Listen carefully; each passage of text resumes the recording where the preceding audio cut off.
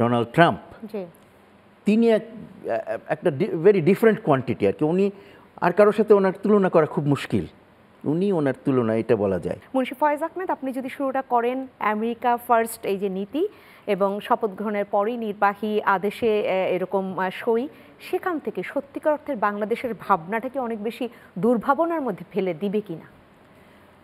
প্রথম কথা হলো যে আমেরিকা ফার্স্ট এই যে নীতি, এটার সাথে তো আমাদের কোনো বিরোধ কারোই থাকার কোনো কারণ নাই।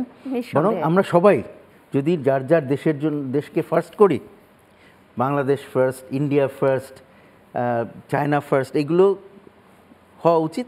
এবং সেই একই কারণে বাংলাদেশ ফার্স্ট করতে হলে আমার বাংলাদেশের যে চতুষ্পার্শ্বে আমার যারা বন্ধুরা আছেন কাছে দূরের, তাদের সাথে সম্পর্কগুলোকেও আমাকে সুন্দর করতে হবে, তাদের সাথে আদান প্রদানকে একটা গতির মধ্যে আনতে হবে এবং সেটা পরস্পরের জন্য যাতে ভালো হয় সেই দিকে নিয়ে আসতে হবে।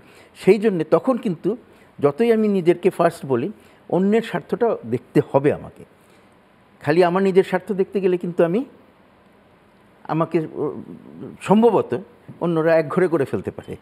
কিন্তু আমি যদি নিজের স্বার্থ দেখার সাথে সাথে আমার বন্ধুর, আমার প্রতিবেশীর স্বার্থটাও যদি র্যাশনালি দেখি, তাহলে কিন্তু আমাদের সম্পর্কগুলো এগিয়ে নিয়ে যাওয়া সহজ হবে। তো সেই জন্য আমি মনে করি যে আমেরিকা ফার্স্টে আমাদের চিন্তিত হওয়ার কোনো কারণ নাই।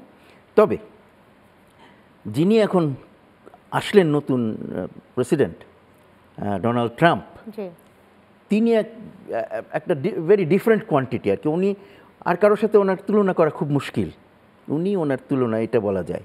তো সেটা সবসময় যে পজিটিভ তা নাও হতে পারে, অনেক নেগেটিভও এটার কনোটেশন হতে পারে।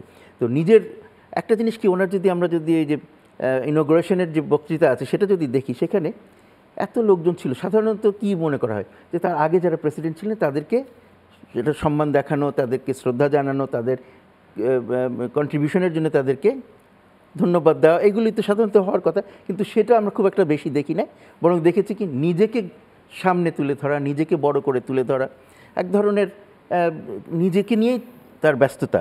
এবং তার ফলে হয় কি, তার নিজের দেশের কথা যদিও তিনি বলেন আমেরিকা ফার্স্ট, সেখানে আমেরিকা ফার্স্ট না হলে ডোনাল্ড ট্রাম্প ফার্স্ট কিনা সেটা আমেরিকার জনগণও চিন্তা করবে, আমরাও হয়তো চিন্তা করতে বাধ্য হব অবস্থার সাথে সাথে।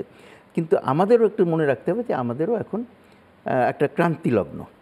বাংলাদেশের তো একটা বড় পট পরিবর্তন হয়েছে এবং তার ফলে রাজনৈতিক অভ্যন্তরীণ রাজনৈতিক পরিবর্তন, এবং সেটার ফলে নানান ক্ষেত্রে আমাদের নতুন করে শুরু করার বা মানে নতুন গতি সঞ্চার করার প্রয়োজন দেখা দিয়েছে।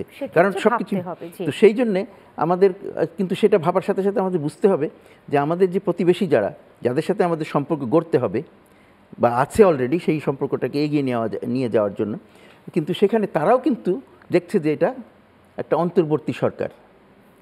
তারাও আমার ধারণা আর কি যে অনেক দীর্ঘমেয়াদী চিন্তাভাবনা করবেন না। তারা যে কীভাবে যেই সব সম্পর্কগুলো আছে, যেসব সহযোগিতাগুলো আছে, সেগুলোকে চলমান রাখা এবং সেগুলোকে এগিয়ে নিয়ে যাওয়া, আর স্বল্প মেয়াদে কী কী ভালো কাজ করা যায়, দুই পক্ষেরই স্বার্থে কাজে লাগে, সেরকম কাজগুলোর দিকে তারা খেয়াল দেবে।